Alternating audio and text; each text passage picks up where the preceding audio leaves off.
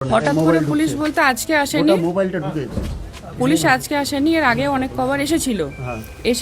এসে কদিন ফটো তুলে নিয়ে গেছে বাড়ির, জায়গা টায়গা মাপেছে, আমাদেরকে কোনো কিছু বলেনি, জাস্ট করেছে, আমরা সিসিটিভির মধ্যে দিয়ে দেখেছি। তারপরে হঠাৎ একদিন এসে পুলিশ নোটিশ দেয়, এটা আমরা ঠিক বুঝতে পারি না, তো বলে আমাদের লয়ারের সাথে কন্ট্যাক্ট করতে। লয়ারের সাথে কন্ট্যাক্ট করার পর জানা যায় যে হ্যাঁ ট্যাক্স অনেক কিছু প্রবলেম উনি বলেন, তো সেটার জন্য আমরা লয়ারের সাথে কন্ট্যাক্টও করা হয়।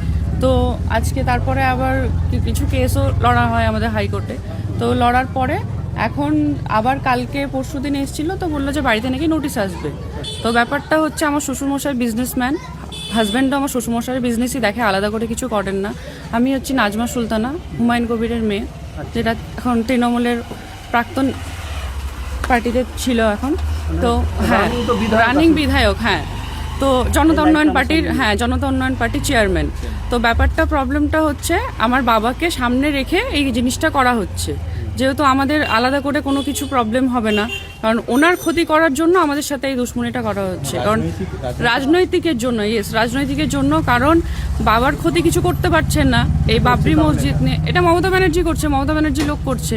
কারণ আমাকে হাইলাইট করা যে মেয়ের বিজনেসম্যানের বাড়িতে বিয়ে হয়েছে, মেয়ের বিজনেসম্যান, মেয়ের নিজের প্রপার্টি আছে, মেয়ের প্রপার্টি থাকতেই পারে, কারণ আজকাল সবাই ভালো জায়গায় মেয়ের বিয়ে দেয়, শ্বশুরের কিছু থাকলে মেয়েকে তো দেবে।